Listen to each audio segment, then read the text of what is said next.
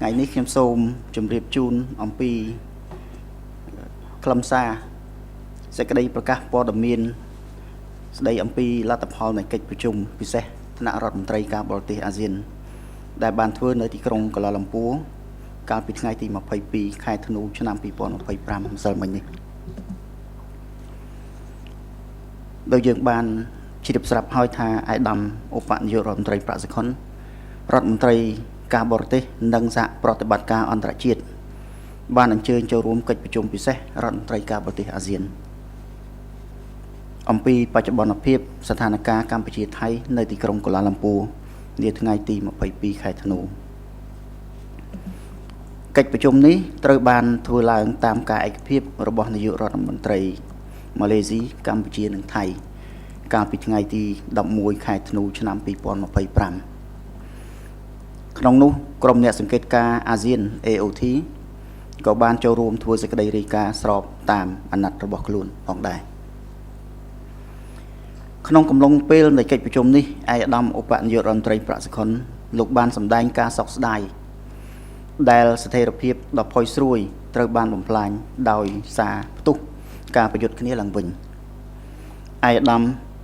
បានជម្រាបជូនអង្គប្រជុំក្នុងនាមជាប្រទេសមួយដែលផ្ដល់តម្លៃខ្ពស់បំផុតដល់សន្តិភាពកម្ពុជាបានធ្វើគ្រប់បែបយ៉ាងអស់ពីលទ្ធភាពដើម្បីឲ្យមានការអនុវត្តពេញលេញនិងការថែរក្សានៅបទជប់បាញ់ថ្ងៃទី28ខែកក្កដាឆ្នាំ2025ក៏ដូចជាសេចក្តីថ្លែងការណ៍រួមទីក្រុងកូឡាឡាំពួរថ្ងៃទី26ខែតុលាឆ្នាំ2025ឯកឧត្តមឧបនាយករដ្ឋមន្ត្រីបានគូបញ្ជាក់អំពីការបដិញ្ញាចិត្តយ៉ាងមុតមមរបស់កម្ពុជាចំពោះបទជប់បាញ់ព្រមទាំងវិធានការនានាដើម្បីបន្ធូរបន្ថយភាពតានតឹងនិងកសាងទំនុកចិត្តដោយមានចែងក្នុងសេចក្តីថ្លែងការណ៍រួមឯកឧត្តមក៏បានសម្ដែងនៅសេចក្តីសង្ឃឹមថាភាគីទាំងពីរនឹងបន្តការបដិញ្ញាចិត្តឡើងវិញដើម្បីអនុវត្តកិច្ចព្រមព្រៀងទាំងនេះឲ្យបានពេញលេញដោយស្មោះត្រង់និងដោយសុទ្ធចិត្តឯកឧត្តមប្រាក់សុខុនបានបញ្ជាក់ជាថ្មីឡើងវិញថាជាមួយនឹងការបដិញ្ញាចិត្តយ៉ាងពិតប្រាកដចំពោះបទជប់បាញ់ដែលបានឯកភាពគ្នាកម្ពុជាបានអត់ធ្មត់ជៀសវាងមិនធ្វើការឆ្លើយតបអស់រយៈពេលជាង24ម៉ោងក្រោយពីបានរងនៅការវាយប្រហារនាថ្ងៃទី7ខែធ្នូឆ្នាំ2025ហើយបានរំលឹកពីការខកចិត្តចំពោះការបរាជ័យមិនអាចសម្រេចបាននៅបទជប់បាញ់តាមការស្នើឡើងដោយឯកឧត្តមនាយករដ្ឋមន្ត្រីដាតូអាន់វ៉ាអ៊ីប្រាហ៊ីមនៃប្រទេសម៉ាឡេស៊ីនៅថ្ងៃទី9ទី11និងទី13ខែធ្នូឆ្នាំ2025និងដោយឯកឧត្តមប្រធានាធិបតីដូណាល់ត្រាំនៅថ្ងៃទី12ខែធ្នូឆ្នាំ2025ដែលកម្ពុជាបានទទួលយកដោយមិនស្ទាក់ស្ទើរហើយមិនត្រឹមតែប៉ុណ្ណោះថែមទាំងបានអំពាវនាវសូមឲ្យប្រទេសម៉ាឡេស៊ីនិងសហរដ្ឋអាមេរិកប្រើប្រាស់មធ្យោបាយរួមទាំងសមត្ថភាពផ្កាយរណបដើម្បីជួយត្រួតពិនិត្យនិងផ្ទៀងផ្ទាត់នៅការអនុលោមតាមបទជប់បាញ់ឯកឧត្តមប្រាក់សុខុនបានសង្កត់ធ្ងន់ថាគោលបំណងចម្បងរបស់កម្ពុជាគឺការបញ្ចប់នៅទុក្ខវេទនារបស់ប្រជាជនទប់ស្កាត់ការបំផ្លិចបំផ្លាញបន្ថែមទៀត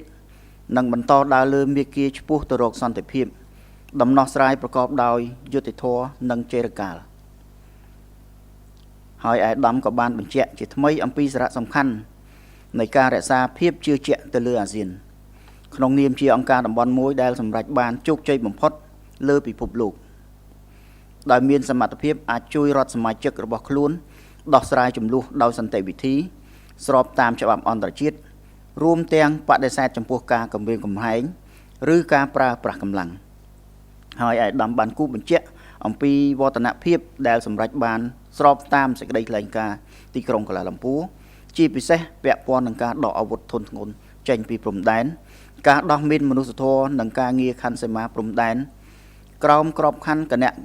កម្មការចម្រុះខណ្ឌសីមាព្រំដែននៃប្រទេសទាំងពីរឯកឧត្តមឧបនាយករដ្ឋមន្ត្រីបានស្នើសុំរដ្ឋសមាជិកអាស៊ានដទៃទៀតធ្វើការជំរុញនិងគាំទ្រវិធានការចំនួន3ក្នុងនោះរួមមានទី1ការបញ្ឈប់ជាបន្ទាន់នៅអរិភាពទាំងអស់ដោយភាគីទាំងពីរចាប់ផ្ដើមពីម៉ោង22ថ្ងៃទី22ខែធ្នូឆ្នាំ2025ម្សិលមិញ ព្រមទាំងការគោរពនិងអនុវត្តពេញលេញចំពោះកិច្ចព្រមព្រៀងជប់បាញ់ថ្ងៃទី28 ខែកក្កដាឆ្នាំ2025 និងសេចក្តីថ្លែងការណ៍រួមទីក្រុងកូឡាឡាំពូថ្ងៃទី26 ខែកក្កដាឆ្នាំ2025 ក៏ដូចជាកិច្ចព្រមព្រៀងផ្សេងទៀតដែលបានសម្រេចក្រោមក្របខ័ណ្ឌនេះ ទី2គឺការកែសម្រួលកងកម្លាំងប្រដាប់អាវុធនៃប្រទេសទាំងពីរទៅកាន់ទីតាំងដើមដូចមុនពេលផ្ទុះឡើងនៃអរិភាពនិងការត្រឡប់ទៅកាន់ផ្ទះសម្បែងបន្តជីវភាពដូចមុនពេលផ្ទុះចំនួនរបស់ប្រជាជនស៊ីវិលរស់នៅតំបន់ព្រំដែនដែលរងផលប៉ះពាល់ប្រកបដោយសុវត្ថិភាពសេចក្តីថ្លៃថ្នូរនិងគ្មានការរារាំងចំណុចទី3គឺការដោះស្រាយចំនួនរួមទាំងការកំណត់ព្រំដែនខណ្ឌសីមាតែតាមរយៈមធ្យោបាយសន្តិវិធីស្របច្បាប់អន្តរជាតិធម្មនុញ្ញអង្គការសហប្រជាជាតិធម្មនុញ្ញអាស៊ានសន្ធិសញ្ញាមិត្តភាពនិងសហប្រតិបត្តិការនៅអាស៊ីអាគ្នេយ៍ TAC ព្រមទាំងសន្ធិសញ្ញានិងកិច្ចព្រមព្រៀងដែលមានស្រាប់រវាងកម្ពុជានិងថៃរួមទាំងការបន្តអនុវត្តឡើងវិញជាបន្ទាន់នៅសេចក្តីថ្លែងការណ៍រួមទីក្រុងកូឡាឡាំពូអាដាមប្រាក់សុខុនបានបញ្ចប់សេចក្តីថ្លែងការណ៍ដោយគូបញ្ជាក់ពីការចាំបាច់ផ្នែកមនុស្សធម៌ត្រូវមានការដោះលែងដោយគ្មានបង្អែបង្អង់និងឥតលក្ខខណ្ឌនៅយោធិនកម្ពុជាទាំង18នាក់ដែលកំពុងបន្តស្ថិតក្នុងការឃុំឃាំងកិច្ចប្រជុំបានវាយតម្លៃខ្ពស់ចំពោះទូនាទីដ៏សកម្មនិងការបន្តចូលរួមចំណែករបស់ប្រទេសម៉ាឡេស៊ីសហរដ្ឋអាមេរិកនិងប្រទេសចិនក្នុងការជំរុញដំណោះស្រាយដោយសន្តិវិធីសម្រាប់ចំពោះចំនួនដែលកំពុងបន្តវិវត្តទៅមុខហើយក៏បានជំរុញឲ្យភាគីទាំងពីរវិលត្រឡប់ទៅរកការអនុវត្តភ្លាមពេញលេញនិងប្រកបដោយប្រសិទ្ធភាពនៅកិច្ចព្រមព្រៀងឈប់បាញ់ថ្ងៃទី28 ខែកក្កដាឆ្នាំ2025លទ្ធផលនៃកិច្ចប្រជុំវិសាមញ្ញរបស់គណៈកម្មការព្រំដែនទូទៅ GBC នៅថ្ងៃទី7 ខែសីហាឆ្នាំ2025និងសេចក្តីថ្លែងការណ៍រួមទីក្រុងកូឡាឡាំពូដែលបានចុះហត្ថលេខានៅថ្ងៃទី26 ខែតុលាឆ្នាំ2025ចំណុចមួយទៀតកិច្ចប្រជុំក៏បានសម្ដែងការព្រួយបារម្ភយ៉ាងខ្លាំងចំពោះការកើនឡើងនៃចំនួនអ្នកស្លាប់និងរបួសការខូចខាតដល់ហេដ្ឋារចនាសម្ព័ន្ធស៊ីវិលនិងប្រជាជនភៀសសឹកទាំងសងខាងព្រំដែនបណ្ដាលមកពីចំនួនកាន់តែធ្ងន់ធ្ងរនិងបានអំពាវនាវឲ្យប្រទេសទាំងពីរវិលត្រឡប់ទៅរកការសន្ទនារួមទាំងតាមរយៈយន្តការទ្វេភាគីនិងការសម្របសម្រួលរបស់ប្រធានអាស៊ានកិច្ចប្រជុំបានសង្កត់ធ្ងន់ថាជនស៊ីវិលដែលរស់នៅក្នុងតំបន់ព្រំដែនដែលរងផលប៉ះពាល់គួរតែត្រូវបានអាជ្ញាតឲ្យវិលត្រឡប់ទៅផ្ទះសម្បែងវិញដោយសុវត្ថិភាពហើយទីតាំងសាសនានិងបេតិកភណ្ឌវប្បធម៌ត្រូវតែទទួលបាននូវការការពារមិនឲ្យរងការវាយប្រហារដោយអាវុធឡើយជាមួយនឹងការបញ្ជាក់ពីអំពីសារៈសំខាន់នៃឯកភាពនិងសាមគ្គីភាពអាស៊ាន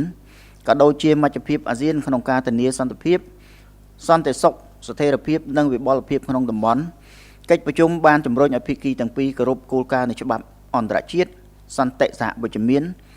និងកិច្ចសហប្រតិបត្តិការពហុភាគីក្នុងការស្វែងរកដំណោះស្រាយប្រកបដោយយុត្តិធម៌និងចេរកាលចំពោះស្ថានភាពបច្ចុប្បន្ន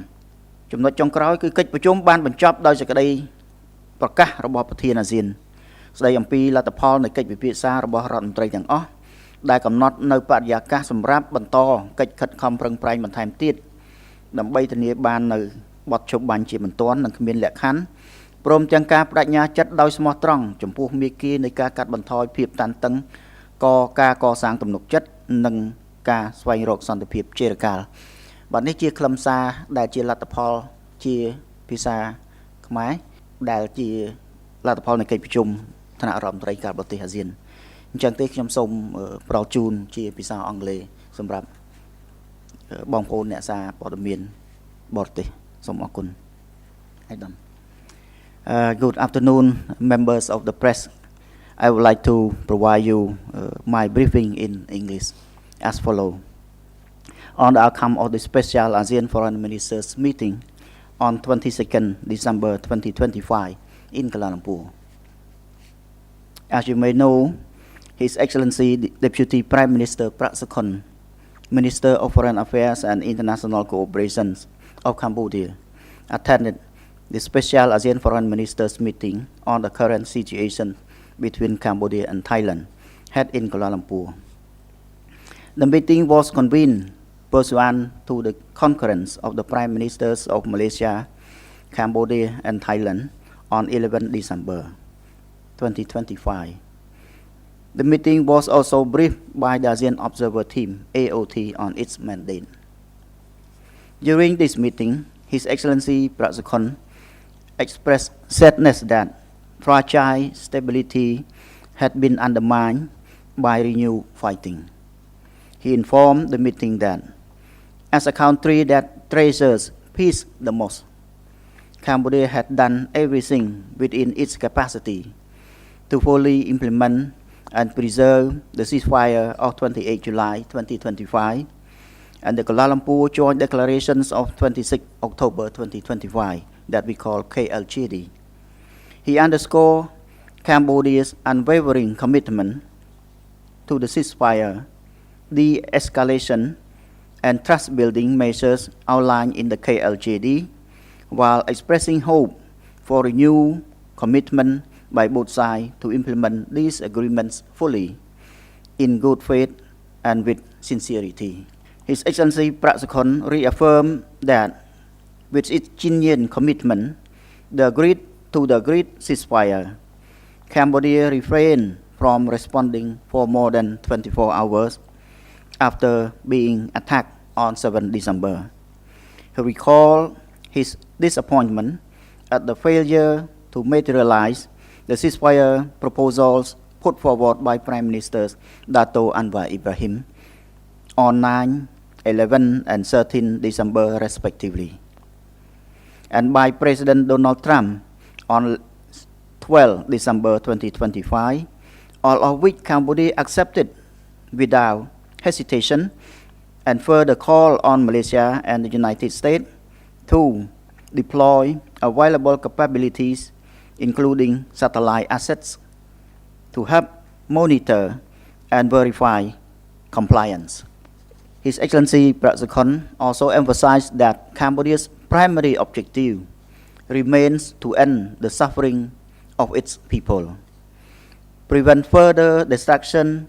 and pursue a peaceful path toward a fair and lasting solution.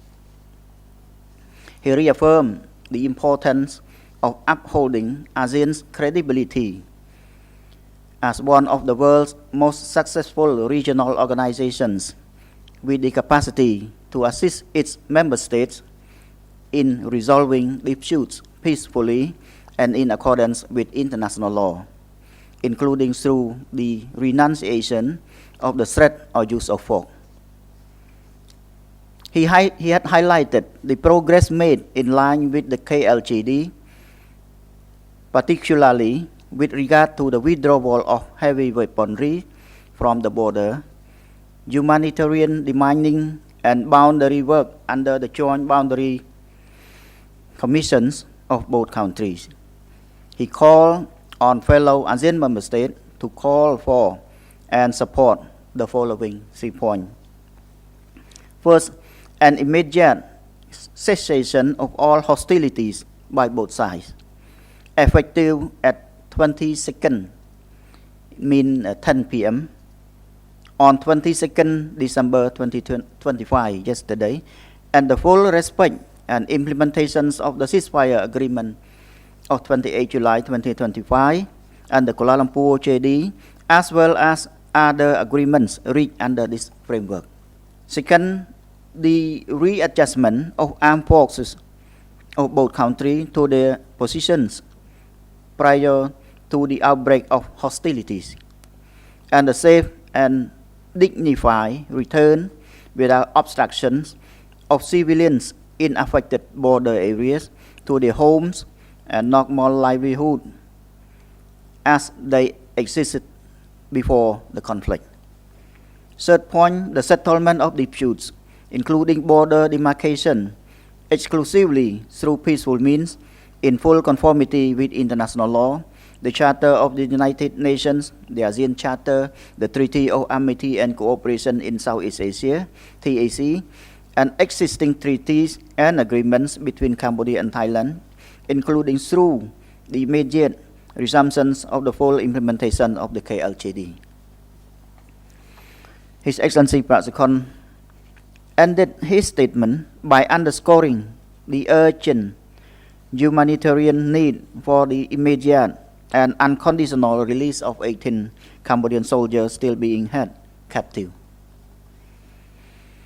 The meeting appreciated the proactive role and continued engagement of Malaysia, the United States and China in promoting a peaceful resolution to the ongoing conflict and urged both sides to return to the immediate full and effective implementations of the ceasefire agreement of 28 July 2025. The outcomes of the extraordinary General Border Committee GBC meeting of 7 August 2025 and the KLJD signed on 26 October recently. On another point, the meeting also expressing serious concern over increasing casualties damage to civilian infrastructure and the displacement of civilians on both sides of the border as a result of the intensifying conflict. The meeting called on both countries to return to dialogue, including through bilateral mechanisms and good offices of the ASEAN chair. The meeting also emphasized that civilians residing in affected border areas should be allowed to return home safely, and that religious and cultural heritage sites must be protected from armed attacks. Also highlighting the importance of ASEAN unity and solidarity, as well as ASEAN centrality and in ensuring regional peace, security, stability, and prosperity. The meeting also urged both sides to uphold the principle of international law, peaceful coexistence, and multilateral cooperation in the pursuit of a just and lasting resolution to the situation. Finally, the meeting concluded with the issuance of the ASEAN Chair Statement, which set the tone for further effort to secure an immediate and unconditional ceasefire and sincere commitment to the path of de-escalation, trust building, and genuine pursuit for peace, for lasting peace. I thank you. Thank you.